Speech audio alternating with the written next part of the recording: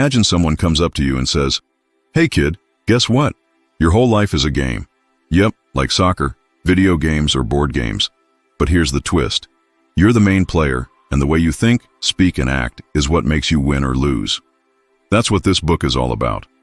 Florence Scovel Shinn, the author, believed life isn't just random stuff happening. Nope. Life is more like a giant game with hidden rules, and if you know how to play, you can actually win. Winning doesn't just mean scoring money or trophies. It means living happily, being healthy, having friends who care, feeling safe, and being full of energy. Winning means your life feels good. But here's the tricky part. Most people don't even know they're playing a game. They walk around thinking life is just hard, unfair, or boring. Florence is like a coach who whispers, "Wait a sec, let me show you the rules." Once you learn them, everything changes. So let's start with the first rule of the game.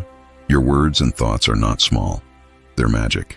Florence says every word you speak is like planting a seed. If you plant apple seeds, don't expect oranges to grow.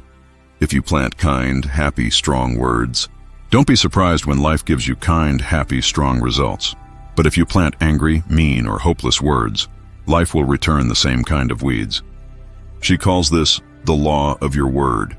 It means whatever you say with belief has power. For example, if you always say, "I'm unlucky, nothing ever works for me," then the game of life says, "Okay, you asked for unlucky, here it comes." But if you start saying, "I expect good things, I trust something amazing is on the way," then the game listens and says, "All right, let's send them something good." Sounds simple, right? But most people don't realize they're using their words like little magic wands all the time. Florence tells stories of people who changed their words and changed their whole lives. Like someone who kept saying, "I never have enough money." And surprised, they stayed broke. But once they started saying, "Money flows to me, and I always have what I need," suddenly jobs, gifts, and opportunities started popping up. Here's the second rule of the game. Faith is your superpower. What's faith? It's believing in something even before you see it.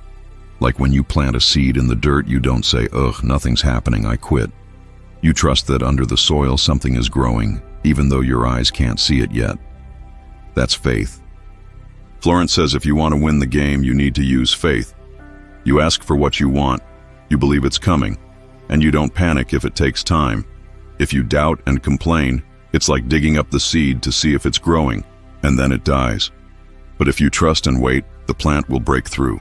She tells about people who used faith to get jobs, heal sickness, or even find the perfect house. They didn't let fear run the show. They acted like winners who already had the prize, and soon reality caught up with their belief. And that brings us to the third rule of the game. Fear is the enemy. Florence is very clear about this. Fear is like poison in the game. If you let it control your thoughts and words, it creates exactly what you don't want. If you keep saying, "I'm scared I'll get sick," the game might echo back sickness. If you keep thinking, "I might fail," the game might trip you up. But she's not saying you should pretend fear isn't real. She's saying you should fight it with courage and faith. Like a knight battling a dragon, you can use your sword of words to cut fear down. Say, "I'm not afraid, I'm safe, I'm strong," and the dragon shrinks. Now let's talk about something super fun. Intuition. Florence says intuition is like your inner guide. It's that little voice inside that says, "Don't go there," or "Call that person now," or "Take this chance." Most people ignore it, but it's actually your secret GPS in the game of life. If you trust it, it leads you to the right places at the right time. She tells stories about people who followed their intuition and avoided big mistakes or found surprising treasures. Like someone who felt a sudden urge to walk a different way home, and they ended up meeting a friend who helped them with a huge problem. Intuition might feel quiet, but it's powerful. So far, you can see how Florence is building the rules of the game step by step. Words are seeds. Faith makes them grow. Fear ruins the game. Intuition guides the player. But there's more. She also says imagination is like your paintbrush. Whatever picture you paint in your mind, life tries to copy it. If you imagine yourself sad, lonely, or poor, the game will say, "All right, Here's more of that. But if you imagine yourself happy, full of friends, strong and blessed, the game will work to match your picture. This is why she says, be careful what pictures you let sit in your head. Your imagination is like a movie screen, and life is the projector. Now, Florence knew some people would laugh at these ideas. Some would say, oh please, life is just random. Good people suffer, bad people win, and that's it. But Florence says nope, there's a higher law at work. She believed in God, and she explained the rules of the game as God's way of helping people live fully. She said God wants people to be happy, but they need to play the game right, with words of power, faith, courage, and love. Let's pause and think of it like this. Imagine you're playing a video game for the first time, but you don't know the controls. You keep losing because you don't know which button jumps, shoots, or saves you. Then someone shows you. Press this to jump, this to run, this to win. Suddenly, the game isn't impossible anymore. It's exciting. That's what Florence wanted her readers to feel. That once you know the controls of life, you don't have to stumble in the dark anymore. She also reminds players, that's you and me, that winning the game isn't about hurting others or grabbing everything for yourself. If you try to cheat the game, it will bounce back at you. The game of life is fair.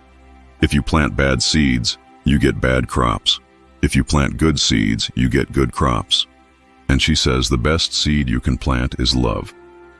Love is the strongest rule in the game. If you treat others with kindness, forgive instead of hate, and wish good for them, the game rewards you with peace and joy. Think about it. Have you ever noticed how when you're angry or holding a grudge, your whole day feels heavy? But when you forgive or laugh with someone, you feel light and happy? That's the game showing you how love works. So, part 1 of this giant story is all about waking up to the truth that life is a game. You are the player. Your words, faith, imagination, and love are your tools. Fear is your enemy. Intuition is your guide. Florence wants everyone to start practicing these things. Try speaking words of power. I am strong. I expect good things. I trust the game. Try planting seeds of love. I forgive. I am kind. I wish good for others. Try listening to intuition, even if it seems small. Try painting good pictures in your imagination, like winning in life, being healthy, laughing with friends, or creating something new. She promises that if you start playing like this, the game will change.